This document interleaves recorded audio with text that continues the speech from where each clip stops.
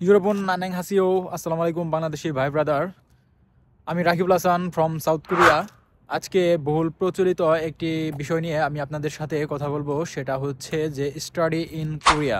আপনি যদি কোরিয়াতে পড়াশোনা করতে চান তাহলে এই ভিডিওটা শুধু আপনার জন্য। ওকে, so let's go.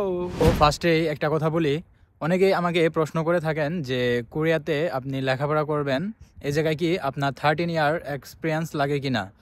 13 year experience মূলত খুশির সংবাদ হচ্ছে যে কোরিয়াতে লাগে না। Oh my আর যারা god. 13 ইয়ার্স এক্সপিরিয়েন্স বুঝেন না তাদের জন্য মূলত এই কথাটা হচ্ছে 13 ইয়ার্স এক্সপিরিয়েন্স মানে হচ্ছে যে এইচএসসি কমপ্লিট করার পরে 1 বছর ইউনিভার্সিটিতে আপনার লেখাপড়া করা, সেটাকেই বলে 13 ইয়ার্স এক্সপিরিয়েন্স। ওকে, এটা মূলত সাউথ কোরিয়ার জন্য লাগে না, এটাই খুশির সংবাদ। এখন কথা হচ্ছে যে আপনি কোরিয়াতে ব্যাচেলর করবেন, এখন আপনার কি কি সার্টিফিকেট লাগবে। আপনি কোরিয়াতে ব্যাচেলর করতে গেলে আপনাকে প্রথমত এসএসসির সার্টিফিকেট, দ্বিতীয়ত এসএসসির সার্টিফিকেট এবং আইএলটিএস সার্টিফিকেটটা লাগবে। আর আপনি যদি মাস্টার্স করার জন্য সাউথ কোরিয়াতে আসেন তাহলে আপনার কি লাগবে, তাহলে আপনার যে আপনি ব্যাচেলর করেছেন সেটার সার্টিফিকেট এবং আইএলটিএস এর সার্টিফিকেট, এই দুটো হলেই হবে। আরেকটি বিষয় আমি ক্লিয়ার করে দিচ্ছি, সেটা হচ্ছে যে আপনি যদি ব্যাচেলর করতে সাউথ কোরিয়াতে আসেন তাহলে অবশ্যই এসএসসি বিশেষ করে এসএসসি 4 পয়েন্টের উপরে, এসএসসি 3.50-এর উপরে পয়েন্ট রাখার চেষ্টা করবেন। আর যারা ব্যাচেলর কমপ্লিট করেছেন, মাস্টার্স করবেন, তাদের উদ্দেশ্যে আমি বলতেছি আপনি ব্যাচেলরের সিজিপিএ পয়েন্ট অবশ্যই 3.50-এর উপরে রাখার চেষ্টা করবেন। তো এখন কথা হচ্ছে যে এইচএসসি 4 পয়েন্টের নিচে থাকলে কি আমি কি কোরিয়াতে লেখাপড়া করতে পারবো না, আমার কি ভিসা হবে না? হ্যাঁ ভাই, অবশ্যই হবে, কিন্তু আপনার যদি 4 পয়েন্টের উপরে পয়েন্ট থাকে তাহলে আপনি আর কি সেফে থাকলেন। মাস্টার্সের ক্ষেত্রে আপনি ট্রাই করবেন আপনার সিজিপিএ 3 পয়েন্ট আপ রাখার বা 2.75-এর উপরে রাখার চেষ্টা করবেন। ওকে, কথা হচ্ছে যে কোরিয়ান ইউনিভার্সিটি নিয়ে। আপনি কোরিয়ান ইউনিভার্সিটি, প্রাইভেট ইউনিভার্সিটিতে যদি আপনি অ্যাপ্লাই করেন অবশ্যই আপনি কিন্তু স্কলারশিপ পাবেন। স্কলারশিপ পেতে আপনাকে কি করতে হবে, আপনি যে আইএলটিএস যে পরীক্ষা দিয়েছেন, এক্সাম দিয়েছেন, সেই জায়গায় যদি আপনি 5.5-এর উপরে মার্কস পয়েন্ট পান তাহলে আপনাকে অবশ্যই কোরিয়ান ইউনিভার্সিটি থেকে আপনাকে স্কলারশিপ দেবে, আপনি যদি ঠিকভাবে অ্যাপ্লাই করতে পারেন। আরেকটি মজার বিষয় হচ্ছে আপনার আইএলটিএসের পয়েন্ট যদি 6 বা 6.5 থাকে তাহলে আপনি কিন্তু কোরিয়ান প্রাইভেট ইউনিভার্সিটিতে আপনি 60 থেকে 70% স্কলারশিপ পেয়ে যাবেন। এটা কিন্তু সচরাচর অন্য কোনো দেশে দিয়ে থাকে না, এটা শুধুমাত্র আপনি কোরিয়াতেই পাবেন। এই স্কলারশিপটা কিন্তু খুবই একটি ভালো বিষয় শুধুমাত্র বাংলাদেশি স্টুডেন্টদের জন্য, কারণ শুধুমাত্র বাংলাদেশি না, এটা প্রায় ওয়ার্ল্ডের সব দেশের জন্যই, কিন্তু বাংলাদেশিদের জন্য একটু বেশি খুশির সংবাদ, কারণ অনেক স্টুডেন্টদেরই আপনার ফান্ডে প্রবলেম থাকে, টাকায় প্রবলেম থাকে, এই কারণে স্কলারশিপটা আমাদের বাংলাদেশি স্টুডেন্টদের জন্য অনেক বেশি প্রয়োজন।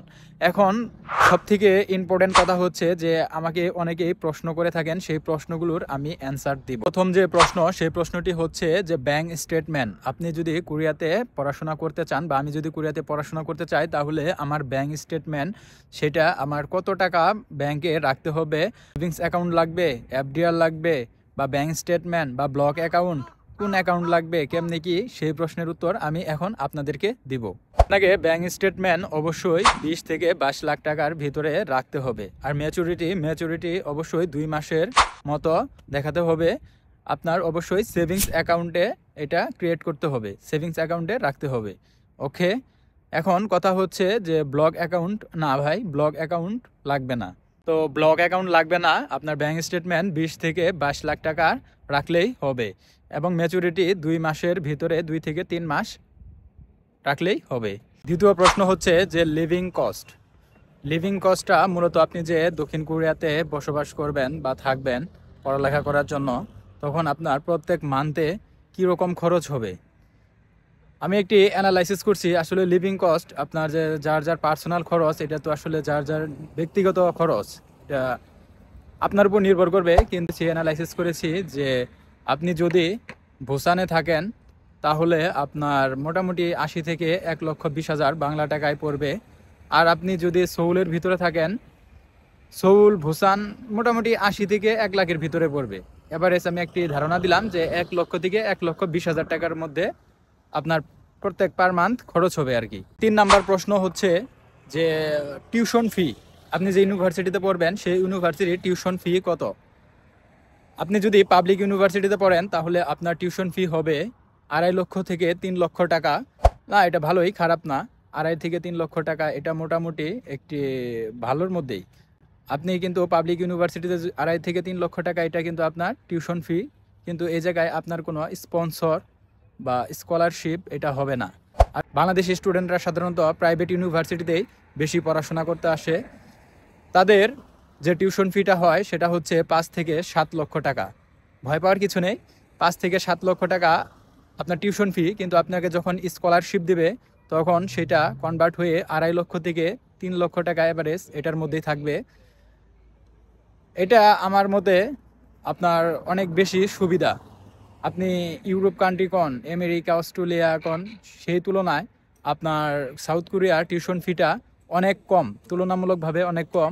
এমনকি খাবার দাবার থেকে শুরু করে আপনার যে লিভিং কস্ট সব কিছুই আপনার তুলনামূলকভাবে অনেক সব কিছু কম। এটা স্টুডেন্টদের জন্য একটি বড় সুবিধা। আরেকটি বিষয় নিয়ে কথা বলবো, সেটা হচ্ছে ইনটেক।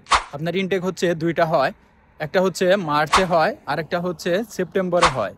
তো এবার কথা হচ্ছে যে আপনি তো কোরিয়াতে আসবেন লেখাপড়া করার জন্য, তার পাশাপাশি কি আপনি জব করতে পারবেন?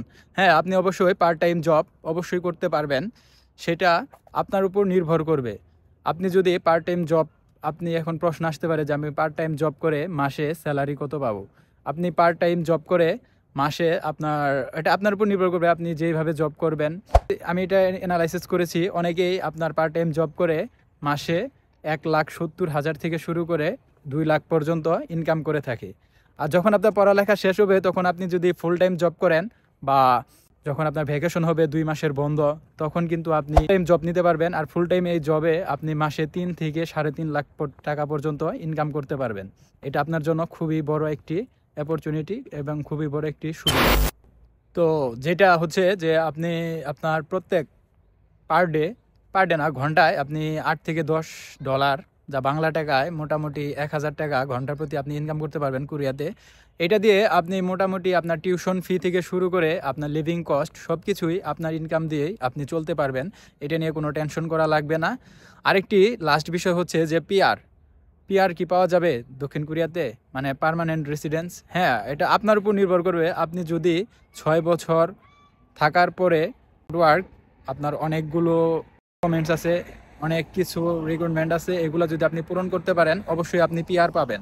এটা নিয়ে আপনাকে কোনো টেনশন করতে হবে না। সো আজকে এই পর্যন্তই, অনেক বকবক করে ফেলছি। আরও নেক্সটে আরও স্টাডি বিষয় নিয়ে আরও ভালো ভালো ইনফরমেশন দেবো।